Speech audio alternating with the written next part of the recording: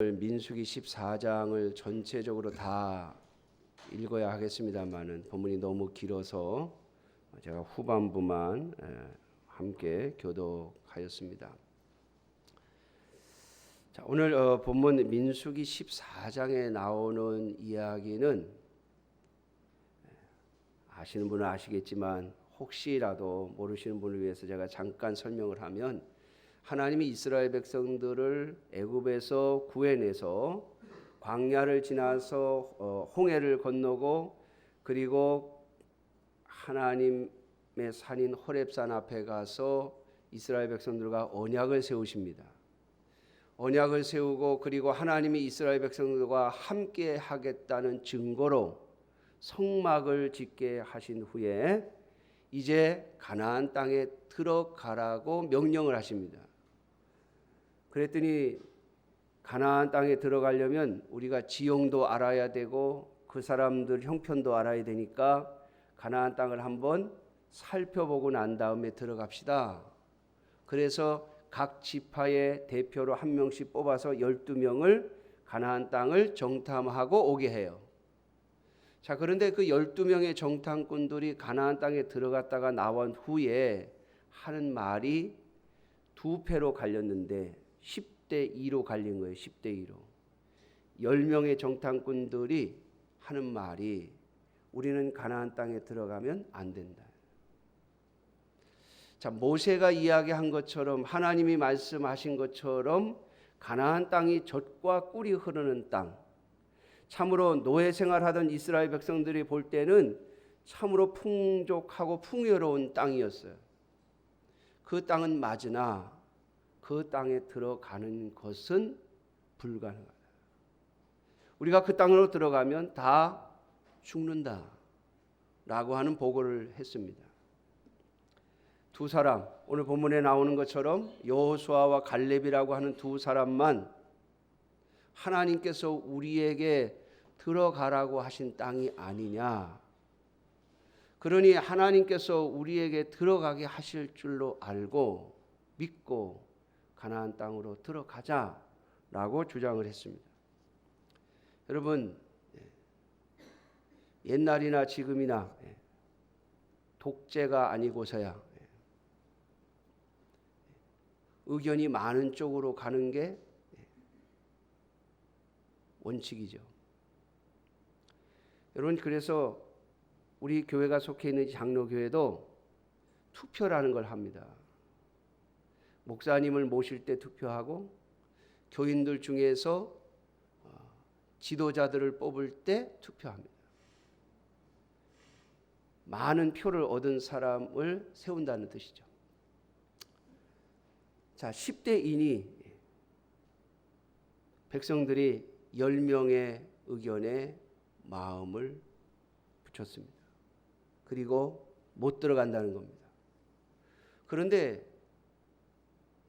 거기서 멈췄으면 좋은데 모세를 원망하고 아론을 원망하고 심지어는 하나님을 원망하게 됩니다. 하나님께서 이스라엘 백성들의 원망의 소리를 들으시고 진노하셨습니다. 여러분, 잊지 마세요. 하나님은 우리가 하는 말을 다 듣고 계십니다. 하나님이 우리의 눈에 보이지 않는다고 해서 하나님이 못 들으셨을 거라고 생각하시면 큰일입니다. 하나님은 보지 못하시는 것이 없고 듣지 못하시는 것이 없습니다. 뿐만 아니라 우리가 숨어서 골방에서 한 소리도 들으시는 분입니다. 마음속으로 생각한 것까지도 들으시는 분이 하나님이시죠. 이스라엘 백성들의 원망과 모세를 향한 원망과 불평은 하나님을 향한 원망과 불평이었습니다. 그래서 하나님께서 이스라엘 백성들을 전부 진멸하시기로 작정을 하십니다. 모세에게 말씀하십니다. 내가 이 백성들을 전염병으로 싹 죽여버리고 모세 너를 통하여 내가 다시 새로운 나라를 만들겠다. 새롭게 나라를 세우겠다고 하십니다. 그런데 모세가 하나님 앞에 엎드려서 부르짖습니다. 하나님, 그렇게 하시면 하나님의 영광이 가려질까 두렵습니다. 그러면서 오늘 읽지는 않았습니다마는 여러분 민수기 14장 18절을 같이 한번 보시겠습니다. 민수기 14장 18절 다 같이 한번 읽을까요? 시작. 여호와는 노하기를 더디하시고 인자가 많아 죄악과 허물을 사하시나 형벌 받을 자는 결단코 사하지 아니하시고 아버지의 죄악을 자식에게 갚아 3, 4대까지 이르게 하리라 하셨나이다. 아멘. 여러분 이것은 하나님께서 십계명을 통해서 하신 말씀에 근거한 고백입니다. 하나님은 노하기를 더디하시고 인자가 많으시고 죄악과 허물을 사하십니다. 그러나 십계명에 보면 아버지의 죄악을 자식에게 갚아 3, 4대까지 이르게 하겠다 하셨사오니 하나님 이 말씀을 근거로 해서 벌을 내리실지언정 이 민족을 멸하지는 말아 주십시오 라고 하는 고백이죠. 여러분 우리가 하나님 앞에 기도할 때 항상 생각하셔야 되는 게 있는데 우리가 뭘 요구해도 하나님이 다 들어줄 거라고 생각하시면 여러분 착각이에요. 하나님은 하나님의 말씀과 하나님의 뜻을 근거로 해서 구하는 것만 들으십니다.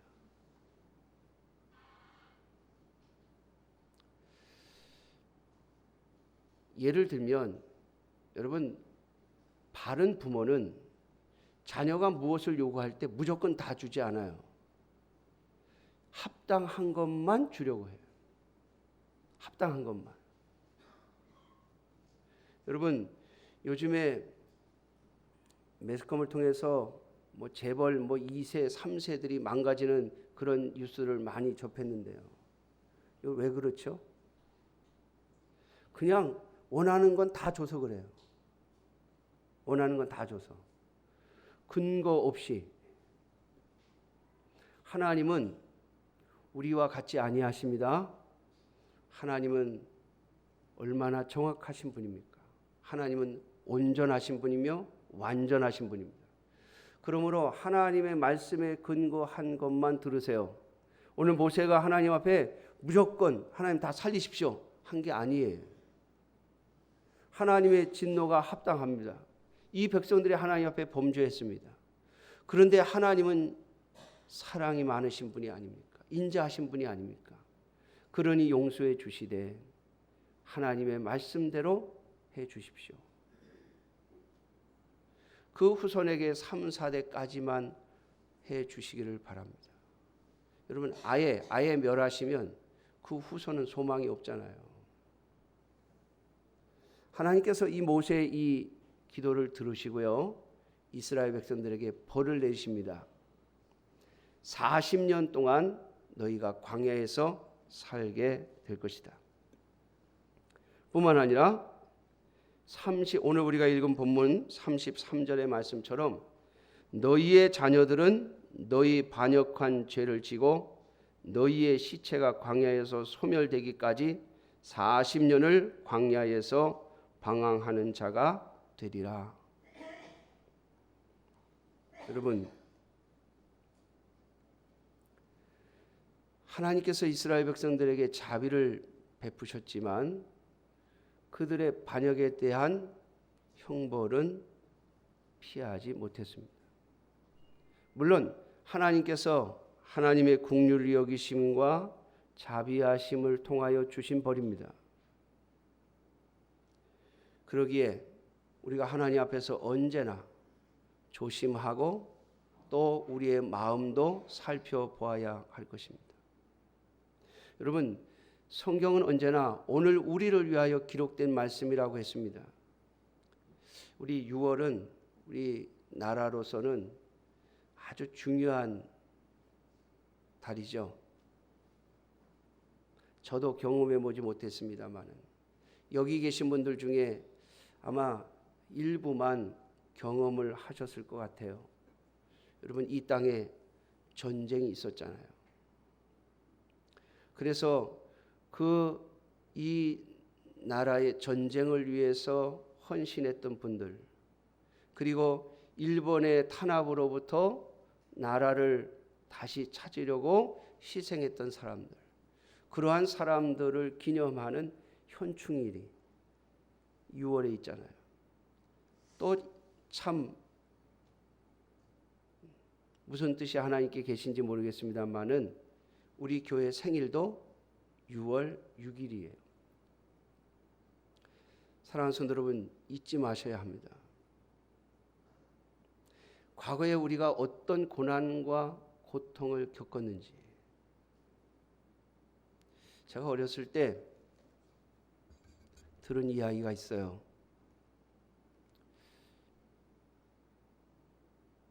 한국 땅에, 우리 땅에 나라가 갈라지고 그리고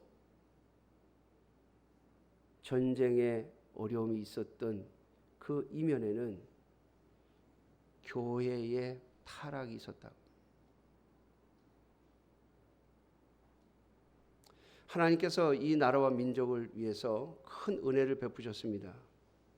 그래서 이 한국 땅에 많은 사람들이 예수님을 믿고 구원받은 백성으로 주님의 교회들을 전국 방방곡곡에 세우는 역사들을 했음에도 불구하고 하나님의 교회 안에 신사참배가 있었고 하나님의 교회 안에 우상이 들어오기 시작했습니다. 그래서 이 땅이 그 많은 고통을 겪었다고 제가 어렸을 때 목사님들로부터 그런 가르침을 받은 적이 있어요. 사랑하는 성도 여러분, 교회가 바로 서지 못하면, 우리의 신앙이 바로 서지 못하면, 우리의 믿음이 바로 서지 못하면 그 영향은 30년, 40년을 갑니다. 오늘 이스라엘 백성들에게 하나님이 하시는 말씀이에요.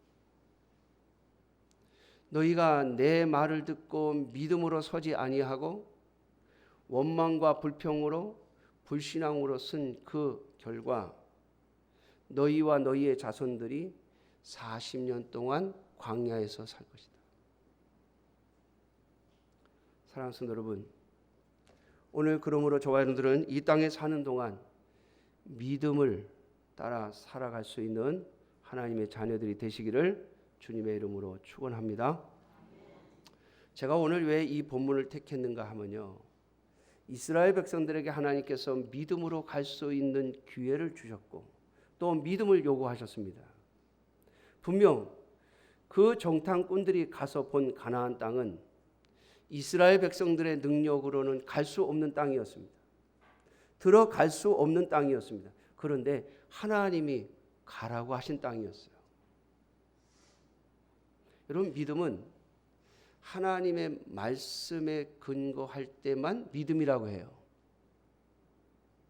오늘 본문 후반부에 보면요, 이스라엘 백성들이 하나님께서 주시는 책망과 벌을 주신다는 말씀을 듣고 나서 오늘 본문 39절에 모세가 이 말로 이스라엘 모든 자손에게 알림에 백성이 크게 슬퍼하여 아침에 일찍이 일어나 산 꼭대기로 올라가며 이르되, 자, 앞부분 딱 떼고요, 지금부터만 한번 보세요.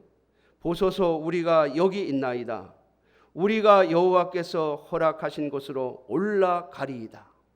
우리가 범죄하였습니다. 여러분, 틀린 말이 있어요? 없죠. 보소서, 우리가 여기 있습니다. 주의 가나안 땅을 향해서 나아가겠습니다. 그 말 아니에요. 여호와께서 허락하신 땅으로 가겠습니다. 우리가 하나님 앞에 범죄했습니다. 그러니 이제 올라가겠습니다.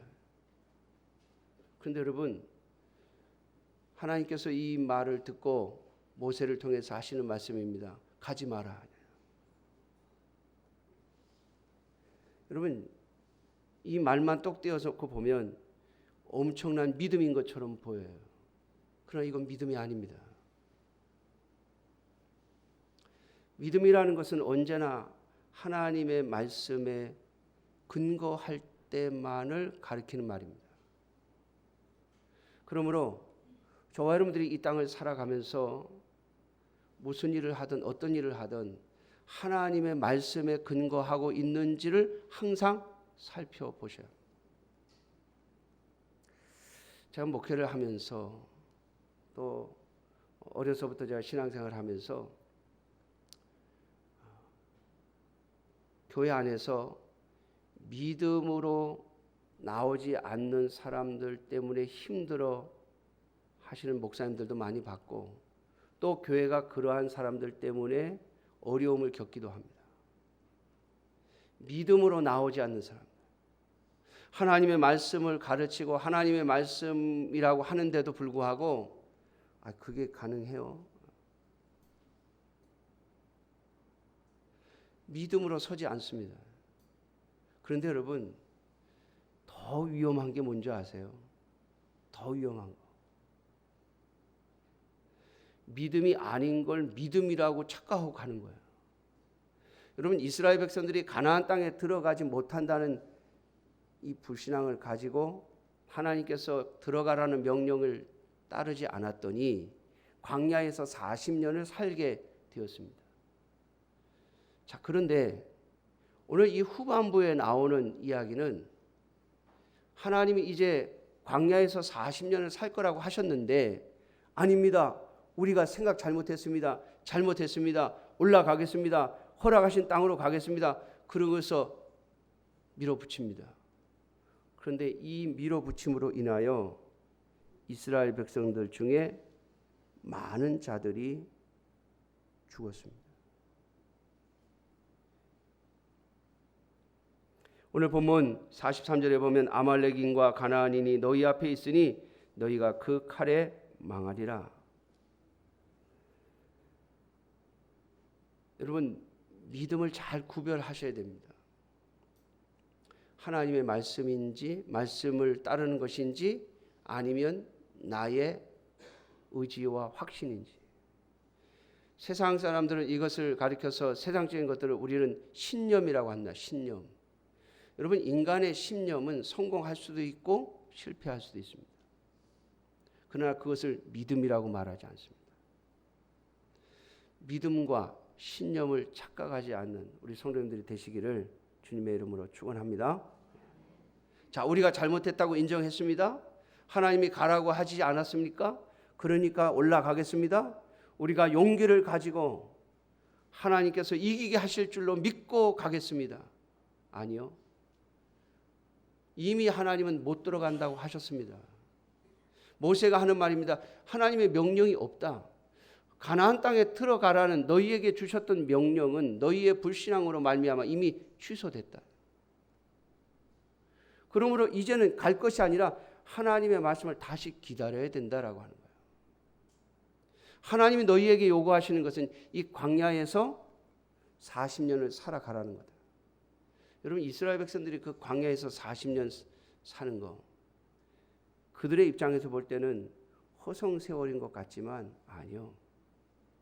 거기서 하나님을 배울 수 있었고, 그들은 하나님을 더 깊이 만날 수 있었고, 후손들에게 하나님에 대하여 더 깊이 가르칠 수 있는 도구가 되는 것입니다. 그러므로 사랑하는 성도 여러분, 믿음과 믿음이 아닌 것을 잘 구별하십시오. 하나님은 우리가 무슨 생각을 가지고 말하는지를 보시는 분입니다. 이스라엘 백성들이 말은 참 멋있게 했습니다. 보소서, 우리가 여기 있나이다.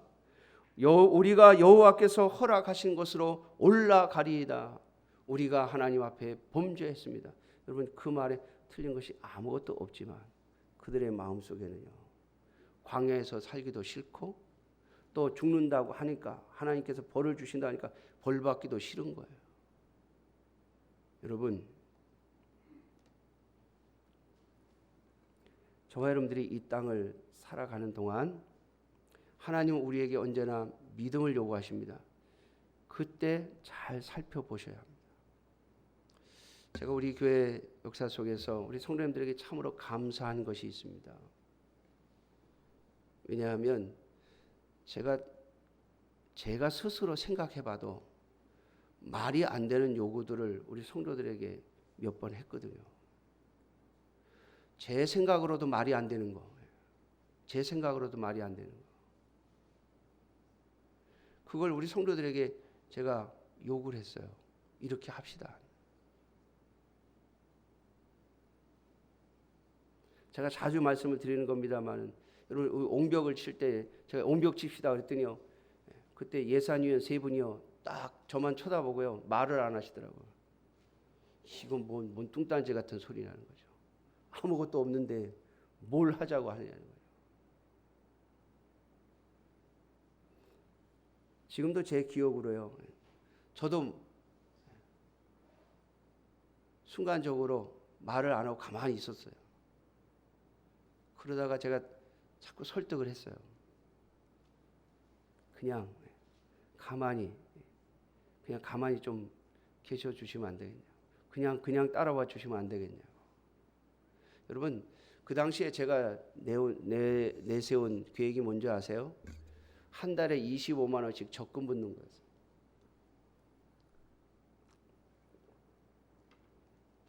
제가 한 달에 25만 원씩 4년 동안 적금 부읍시다라고 하는 게 제가 내세운 방법이었어요.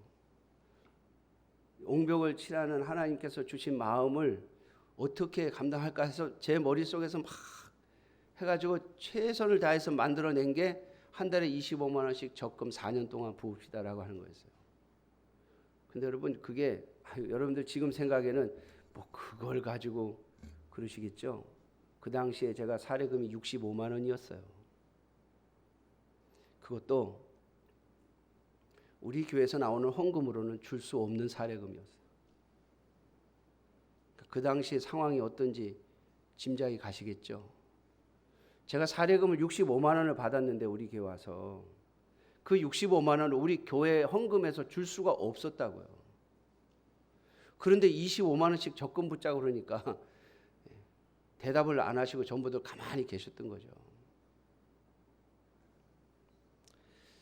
그때 그냥 가만히 계시다가 그렇게 하시죠 라고 해 주신 게 제가 지금도 얼마나 감사한지 몰라요. 제가 지금도 얼마나 감사한지 몰라요. 여러분, 모세가 가자 그럴 때 그래, 우리가 어차피 애굽에서 종살이 하다 왔는데, 광야에서 홍해 앞에서 죽을 뻔하다 살아왔는데 그냥 모세가 가자신 대로 갑시다. 그랬으면 얼마나 좋았을까요? 여러분, 믿음은 어떻게 보면 엄청나고 대단한 것 같지만 그냥 하나님이 말씀하시니까 가는 거예요. 우리 성도들이 왜 믿음을 따라 살아갈 수 있습니까? 이유는 딱 하나입니다. 하나님이 저와 여러분들을 영멸에서 영생으로 건지셨잖아요. 하나님이 저와 여러분들에게 영생을 선물로 주셨잖아요. 항상 그걸 먼저 생각하십시오. 그리고 그래야 믿음으로 갈 수 있습니다. 우리가 가나안 땅 들어가다 죽으면 어떡하냐? 아니, 이미 홍해 앞에서 죽었던 목숨입니다. 이미 애굽에서 조상 대대로 노예 생활하던 민족입니다. 뭘 더 잃을 게 있다고 주님이 가라고 하시면 그냥 가지. 그걸 안 가겠다고 해가지고 주님이 약속하신 거 맛도 못 보고 광야에서 죽어갑니다. 사랑하는 성도 여러분, 믿음은 하나님의 말씀에 근거하신 것입니다. 오늘 저는 아주 간단하게 이 이야기를 강조하고 싶습니다. 여러분, 믿음이라고 하는 것, 참 오늘날 우리가 사는 세상에서, 우리가 사는 이 시대에서 자꾸 사람들은 엄청난 것을 믿음이라고 생각합니다. 어마어마한 일을 하고 뭐 대단한 일을 하고 할 수 없는 것을 우리가 한 것을 드러내고 싶어 합니다. 여러분, 아니요. 믿음은 하나님이 말씀하신 대로 그냥 가는 겁니다. 역사는 그 결과로 오는 것이지 우리의 우리의 믿음의 결과로 오는 게 아니고 하나님의 약속의 결과로 오는 거예요. 그러므로 우리는 하나님 앞에 믿음으로 쓰임 받음, 그것만이 우리의 참된 상급이 될 것입니다. 왜냐하면 우리가 하는 게 아니거든요. 하나님이 하시는 거거든요. 그러므로 그 결과는 우리의 상급이 아닙니다. 주님이 말씀하셨으니까 간 거, 주님이 말씀하셨으니까 한 거, 그게 우리의 상급이에요. 그런데 우리는 참 엄청난 업적을 만들어내면 그것이 우리의 상급인 줄 알아요. 오늘 이스라엘 백성들이 모세의 말을 듣고 갑자기 태도를 바꿔서 이제 우리가 가나안 땅에 들어가서 가나안 족속을 치고 우리가 승리를 얻어내자라고 했는데 오히려 거기에 끝에는 뭐가 있어요? 실패가 기다리고 있었습니다. 왜냐하면 하나님의 명령이 아니었기 때문에, 하나님의 약속에 근거한 것이 아니었기 때문에. 여러분, 오늘날 하나님의 교회들 안에, 오늘날 우리 믿음의 성도들 안에 많은 성공의 스토리가 있습니다. 어찌 보면 교회에서 이야기하는 모든 하나님의 기적이요 하나님의 역사라고 이야기하는 모든 이야기가 다 성공의 스토리입니다. 실패의 스토리를 하나님의 역사라고 이야기하는 것은 거의 들어보지 못했습니다. 제가 작년인가요? 작년에 그 다니엘 기도를 할 때 어떤 여자 집사님이 자기 남편이 암에 걸려서 막 기도하는데 살려달라고, 그리고 뭐 성공 프로젝트를 시작했는데 끝이 남편이 죽은 걸 끝났어요. 결국엔 죽었어요. 그런데 그 집사님이 그걸 간증이라고 하더라고요. 제가 그 간증을 들으면서 얼마나 은혜를 받았는지 몰라요. 그래, 저게 증거인데. 비록 실패로 끝났지만 그 속에서 하나님을 만나고 하나님을 경험하고 하나님으로 말미암아 기뻐하고 남편도 그 아내도 하나님의 나라 영생을 얻은 것을 바라보는 그 모습이 진짜 간증인데 하는 생각이 제가 들었어요. 사랑하는 성도 여러분, 오늘 본문의 말씀을 통해서 이야기합니다. 하나님의 말씀에 근거하지 않은 성공은 반드시 실패로 끝납니다. 누구에게요? 하나님의 백성에게는. 하나님의 백성에게는 반드시 실패로 끝납니다. 왜? 하나님의 말씀에 근거하지 않은 거기 때문에 실패로 끝나야 그게 정상이에요.